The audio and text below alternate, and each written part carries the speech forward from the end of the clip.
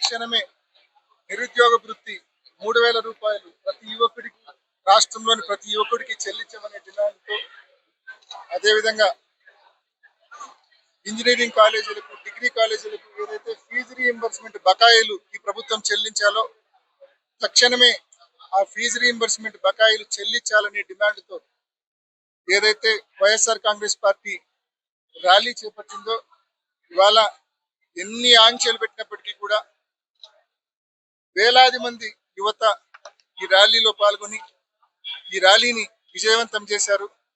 ఈ ప్రభుత్వం ఈ నిరసన కార్యక్రమం ఇంత పెద్ద ఎత్తున జరగడం ఈ ప్రభుత్వం కల్లారా చూసింది.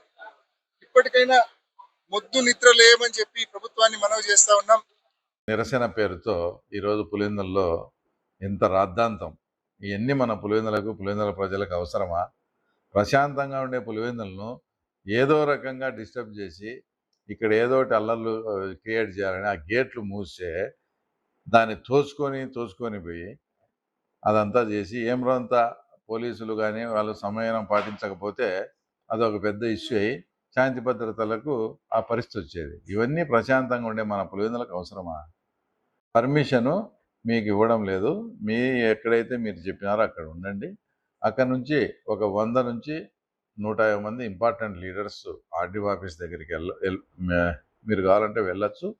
అక్కడి నుంచి లోపలికి ఎంపీ గారితో పాటు 10 మంది ఇంపార్టెంట్ వాళ్ళపై మీ రిప్రజెంటేషన్స్ అవి ఇమ్మని వాళ్ళకి పర్మిషన్ ఉండేది.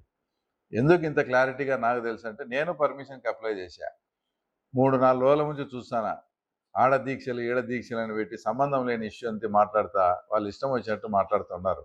దారుణమైన విషయం ఏంటంటే, ఏమి ఎంపీ గారికి ఆ మాత్రం అవగాహన లేదా? స్టూడెంట్స్ ఇన్వాల్వ్ చేసేది.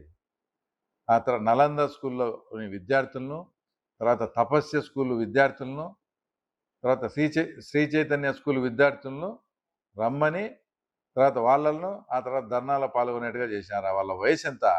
వాళ్ళు ఇంకా మేజర్ కూడా మైనర్స్ వాళ్ళంతా. వాళ్ళను కూడా ఇప్పటి నుంచే కొందరికైతే పాపం పిల్లలకు తెలియక అమాయకంగా కండవాళ్ళు కూడా వేసినారు. ఇంత నీచంగా ఇంత ఘోరంగా పిల్లలను, విద్యార్థుల జీవితాలను కూడా ఈరోజు రాజకీయాల వైపు ఆ తర్వాత మళ్ళించి వాళ్ళ జీవితాలను ఏం చేయాలనుకున్నారు? నువ్వు ఒక ధర్నా నిర్వహిస్తావంటే, నువ్వు ఆ ధర్నాను లీడ్ చేస్తావంటే ఇలాంటివి తప్పని చెప్పాల్సిన బాధ్యత మీకు లేదా ఎంపీకి? ప్లస్ మేము స్కూల్ వాళ్ళను విచారిస్తే మున్సిపాలిటీకి చెందిన ఒక 10 మంది పేర్లు మేము కావాలంటే పోలీసులు అడిగితే చెప్తాం సార్.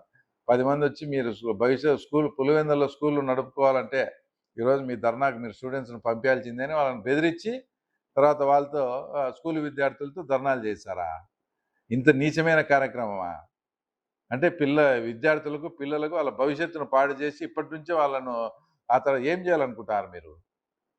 ఎన్నికలప్పుడు మీరు ఏదైతే సూపర్ 6, సూపర్ 7 హామీలు ఇచ్చారో ఆ హామీలు అమలు చేయమని చెప్పి ప్రభుత్వాన్ని మనవి చేస్తా ఉన్నాం. ముఖ్యాలు యాజమాన్యాలు ఒత్తిడి తీసుకొస్తా ఉన్నాయి. సో ఈ ప్రభుత్వం పొద్దు నిద్ర లేయాలా, ఫీజు రీంబర్స్మెంట్ బకాయిలు చెల్లించి ఇటువంటి లక్షల మంది, భాస్కర్ నాయక్ వంటి లక్షల మంది యువకులు ఎవరైతే గ్రాడ్యుయేషన్ పూర్తి చేసి బయటకు వస్తున్నారో అటువంటి వాళ్ళందరికీ, వారి తల్లిదండ్రులందరినీ ఆదుకోవాలని చెప్పి ఎన్నో ఏళ్లుగా అప్పట్లో రాజశేఖర రెడ్డి గారు ఫీజు రీంబర్స్మెంట్ పథకం తీసుకొచ్చారు, ఆరోగ్యశ్రీ పథకం తీసుకొచ్చారు. క్రమం తప్పకుండా ఆ పథకాలు జగన్మోహన్ రెడ్డి గారి హయాంలో క్రమం తప్పకుండా ఆ పథకాలు ఫీజు రీంబర్స్మెంట్ పర్ఫెక్ట్ గా అమలైంది. ఈ ప్రభుత్వం వచ్చినాక ఈ 26 నెలల్లో ఫీజు రీంబర్స్మెంట్ లేదు, వసతి దీవెన లేదు, రెండు పోయినాయి పూర్తి స్థాయి. సో ఇప్పుడైనా కళ్ళు తెరిచి ఒక్క తాండాలోనే 10 మంది పూర్తి చేస్తున్నారు. అంటే రాష్ట్ర వ్యాప్తంగా కొన్ని లక్షల మంది యువకులు, విద్యార్థులు ఫీజు రీంబర్స్మెంట్ డబ్బు పడాలా, కాలేజీలకు పడితే మాకు సర్టిఫికెట్లు వస్తాయి, మాకు సర్టిఫికెట్లు వస్తే మేము ఉద్యోగాలు తెచ్చుకోవచ్చు అని చెప్పి అందరు ఎదురు చూస్తా ఉన్నారు. ఆలస్యం అయితే ఇది ఒక 1 year, 2 years, 3 years లేట్ అయితే వీళ్ళు సర్టిఫికెట్ల చేతికి రావడము, వీళ్ళందరూ కూడా ప్రజలందరూ కూడా చూస్తా ఉన్నారు. ఈ మాదిరి మీరు చీకటి జీవోలు ఇచ్చి ఇష్టం వచ్చినట్టు మరి స్పోర్ట్స్ కోటాలో పార్టిసిపేషన్ అంటే మెడల్స్ వచ్చిన వాళ్ళకు ఉద్యోగాలు, అదే విధంగా ఇంటర్ డిస్ట్రిక్ట్ పార్టిసిపేట్ అయితే ఉద్యోగాలు వస్తాయి. ఇది ఎక్కడ విడ్డూరమో ఎవరికి అర్థం కాని పరిస్థితి. దాంట్లో ఉద్యోగం రానోడు ఎవడన్నా వచ్చాడా ఈ ధర్నాకు? అంతా మీ కార్యకర్తలు వాళ్ళు వచ్చారు. ఒక ఎస్ఐ గారు కూడా ఒకరిని అడిగితే ఏమయ్యా ధర్నా? ఏముంది సార్, ఎంపీ ఆఫీస్ నుంచి ధర్నాకు ఫోన్ చేసినారు, వచ్చాము. మాదేముంది సార్ అని మాట్లాడుతున్నారు. అంటే వాళ్ళు దేనికి వచ్చారో ఏంటని కూడా తెలియకుండా వచ్చిన వాళ్ళంతా ఉన్నారు.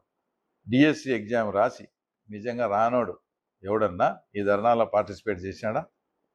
ఇంత ఘోరంగా విద్యార్థుల జీవితాలతో కూడా ఆడుకోవడం ఇది కరెక్ట్ కాదు. ఇంకోటి ఎంతసేపు ఉన్నా దాంట్లో అవకతవక. ఇది డిఎస్సి అనేది ఆన్లైన్లో జరిగిన ఎగ్జామ్. ఆన్లైన్లో ఎగ్జామ్ జరిగిందంటే ఇంకా పేపర్ అవుట్ అనే దానికి ఛాన్సే లేదు. ఆన్లైన్లో పేపర్ వస్తుంది ఆ రోజు. అది ఎక్కడ కూడా తర్వాత లీక్ అని కానీ ఇంకోటి కానీ ఎక్కడ లేదు. ఆన్లైన్లో వచ్చింది, పోస్టింగ్లు పన్నాయి, అంతా అయిపోయింది. ఈ జీవోల ప్రకారం ఏదో స్పోర్ట్స్ కోట అంట ఇదంతా ఇది ఇట్లా చేసినారు అని జనరల్గా హైకోర్టుకు వాటికి పోతారు. అలా మీరు కోర్టును కూడా సంప్రదించినారు. కోర్టు కూడా దీంట్లో ఎలాంటి అవకతవక లేదు, డిఎస్సి సజావుగా జరిగిందని హైకోర్టే ఆ తర్వాత క్లీన్ చిట్ ఇచ్చింది. క్లీన్ చిట్ ఇచ్చినాక కూడా మీరు ఏ ప్రయోజనం కోసము కర్నూలులో ఎవరైతే డిఎస్సిలో పాస్ అయిన వాళ్ళు వాళ్ళకు మద్దతుగా ప్రభుత్వ టీచర్లు అందరూ కలిసి వచ్చేసి ఆ తర్వాత భారీగా అక్కడ ధర్నా చేసినారు కదా కర్నూలులో. మా జీవితాలతో ఎందుకు ఆడుకుంటారు, మీ రాజకీయాలకు మమ్మల్ని ఉద్యోగాలు సంపాదించిన మమ్మల్ని బలిపశువుని చేయొద్దండి అని.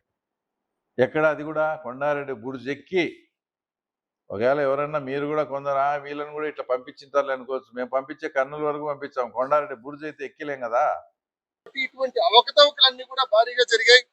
కొంతమంది టీడీపీ నాయకులు అడుగుతా ఉన్నారు. ముఖ్యంగా నిన్న పులివెందులకు సంబంధించిన ఎమ్మెల్సీ రామ్ గోపాల్ రెడ్డి అడుగుతా ఉన్నారు, బహిరంగ చర్చకు సిద్ధము, లేకుంటే అసెంబ్లీలో చర్చిస్తా, మండలిలో చర్చిస్తా సిద్ధము అని చెప్పి నేను అడుగుతా ఉన్నా. అయినా మేమెవరూ డిఎస్సి రాయలే, కానీ డిఎస్సి రాసిన 3,30,000 మంది అభ్యర్థులు ఉన్నారు చూడు, వాళ్ళు మీకు సవాల్ ఇచ్చిన్నారు. లోకేష్ దమ్ముంటే రా, 3,30,000 మంది అభ్యర్థులు, లోకేష్ కన్నా ఛాన్స్ ఇస్తే కన్నా కొన్ని వేల మంది వచ్చి ఆయనతో 1-to-1 చర్చ చేయడానికి రెడీగా ఉన్నారు. లోకేష్ గాని రామ్ గోపాల్ రెడ్డి గాని డిఎస్సి అభ్యర్థులతో చర్చకి సిద్ధం కావాలా? ప్రభుత్వంలో బాధ్యత గల స్థానంలో వీళ్ళంతా ఉన్నారు. విద్యాశాఖ మంత్రిగా లోకేష్ ఉన్నాడు, అధికార పార్టీలో ఈ రామ్ గోపాల్ రెడ్డి వంటి వాళ్ళు ఉన్నారు. దీంట్లో నిజంగా వాళ్ళను ఒకసారి ఆత్మపరిశీలన చేసుకోండి. మీ ఎంతముడు వచ్చింది ఎవరు, మీరు మాట్లాడేది ఏంది, దానికి లోకేష్ బాబు ఏమైనా అవకతవకలు జరిగింటే కదా చేసేదానికి. కోర్టే నిర్ధారించినప్పుడు ఇంకా లోకేష్ బాబు రాజీనామా అనే ప్రస్తావన తర్వాత ఎందుకు వస్తుంది? కాబట్టి ఎవరైతే లీడ్ చేసిన ఎంపీ గారికి మేము చెప్పేది, అనేకమైనటువంటి సమస్యలు ఉన్నాయి. మీరు ఎత్తుకునే సబ్జెక్టు 100% తప్పు. ఇంకో సబ్జెక్టు మీద ఇప్పుడు ప్రతిపక్షం అన్నాక ఏదన్నా తప్పులు ఎత్తి చూపండి, దాన్ని స్వాగతించి ప్రజలకు మేలు కలిగేట్టుగా చేయాలా. ఇప్పుడు ఎగ్జాంపుల్ 52% షార్ట్ ఫాల్ ఉంది, ఇంకా వేరే మండలాల్లో కొంత, అన్ని ఇట్లా వర్షాభావ పరిస్థితులు షార్ట్ ఫాల్ ఉన్నాయి. రైతులు అసలు విత్తనం వేసుకునే పరిస్థితి లేదు, కొందరు విత్తనాకు కూడా పండుతాయో లేదో తెలియదు. అలాంటప్పుడు అందరూ కూడా ఇన్సూరెన్స్కు కట్టుకున్నారు, ఏది వర్షాభావం పడలేదని. ఇన్సూరెన్స్ సాధించేదానికి, రైతులకు ఇన్సూరెన్స్ వచ్చేదానికి నువ్వు నేను ఇద్దరం కలిసి ఫైట్ చేద్దాం, ఎక్కడ కావాలంటే అక్కడ ధర్నా చేసి రైతులకు ఇన్సూరెన్స్ ఇప్పిస్తాం. అలాంటి ఏదన్నా ప్రజలకు ఉపయోగపడే దాంట్లో ఏదన్నా అలాంటి టేకప్ చేయాలి. కానీ ఇంకా ఇప్పటికి 3-4 లిఫ్ట్లు, అన్ని కెనాల్ అన్నీ వస్తానే 2-3 లిఫ్ట్లు కన్నా పెడితే తర్వాత అంటే ఎగ్జాంపుల్ వేముల కొత్తపల్లి దగ్గర ఒక లిఫ్ట్ పెడితే ఒక 200-300 ఎకరాలకు, మా సింహాద్రిపురం మండలంలో ఇట్లాంటి 3-4 ఇంపార్టెంట్ లిఫ్ట్స్ ఉన్నాయి. నీ ఎంపీ లాట్స్లో కొంత పెట్టు, మేము గవర్నమెంట్ నుంచి కొంత తెస్తాం, రైతులకు ఉపయోగపడతాయి. అలాంటి కార్యక్రమాలు ఏమన్నా చేపట్టు. కానీ ఎక్కడన్నా కానీ ఎగ్జామ్ అయిపోయిన తర్వాత కానీ వారానికి కానీ 10 రోజులకు కానీ ఎప్పుడన్నా రిజల్ట్ వచ్చి జాబ్స్ అన్నీ ఇచ్చి వాళ్ళను ఆర్డర్స్ ఇచ్చిన తర్వాత స్టార్ట్ అయిన ఉద్యమం కాదా ఇది? మీరే చెప్పండి. పేపర్ లీకు వాడు డౌన్లోడ్ చేసినాడైతే ఎవడోడు 4 రోజులకు 5 రోజులకు